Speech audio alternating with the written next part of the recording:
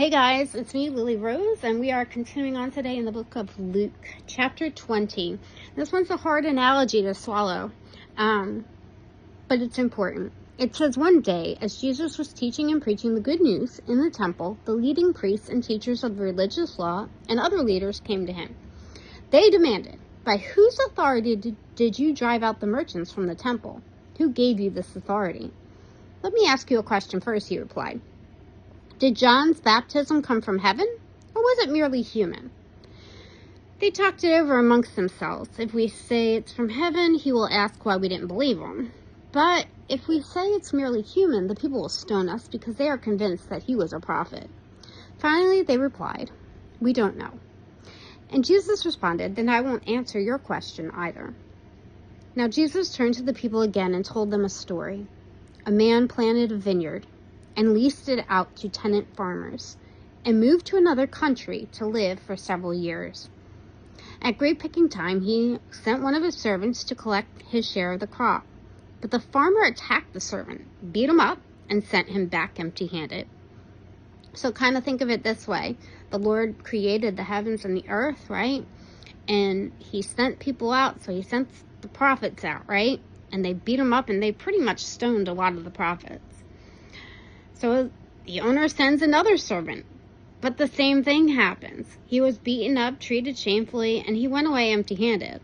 A third man was sent, and the same thing happened. So think John the Baptist, right? He's being sent, and he too is being chased away. He was actually arrested and beheaded. What will I do? The owner asked himself. Well, I know. I will send my cherished son, which is what God did, right? He sent his son, Jesus. Surely they will respect him.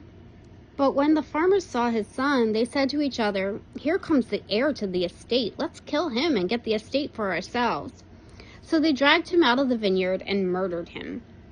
"What do you suppose the owner of the vineyard will do to those farmers?" Jesus asked. "I tell you, he will come and kill them all and lease the vineyard to others." "But God forbid that such a thing should ever happen," his listeners protest. Jesus looked at them and said, "Then what do the scriptures mean? The stone rejected by the builders has now become the cornerstone. All who stumble over that stone will be broken to pieces, and it will crush anyone whom it falls." When the teachers of religious law and the leading priests heard the story, they wanted to arrest Jesus immediately because they realized he was pointing at them, that they were the farmers in the story. But they were afraid there would be a riot if they arrested him. And Jesus is kind of giving this sneak preview too. He's like, "Hey, I am here. I am the cherished son that God has sent." And they don't know it yet, but they're the ones who kill him, right? They are the ones who make his death come about.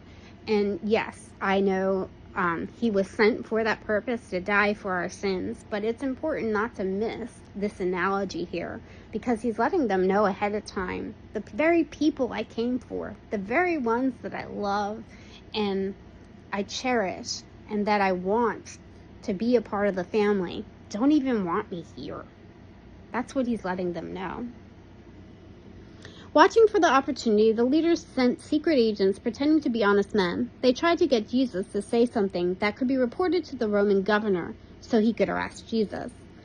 They said, "Teacher, we know that you speak and teach what is right and are not influenced by what others think. You sincerely teach the ways of God. Now tell us, is it right to pay taxes to the Roman government or not?" He saw through their trickery and said, "Show me a Roman coin whose picture and title are stamped on it." "Caesar's," they replied. "Well then," he said, "give to Caesar what belongs to Caesar, but everything that belongs to God must be given to God." So they failed to trap him in the presence of the people. Instead, they were amazed by his answer, and they were silenced. We're going to stop there for today, guys, because 20 is kind of long. I'll see you tomorrow.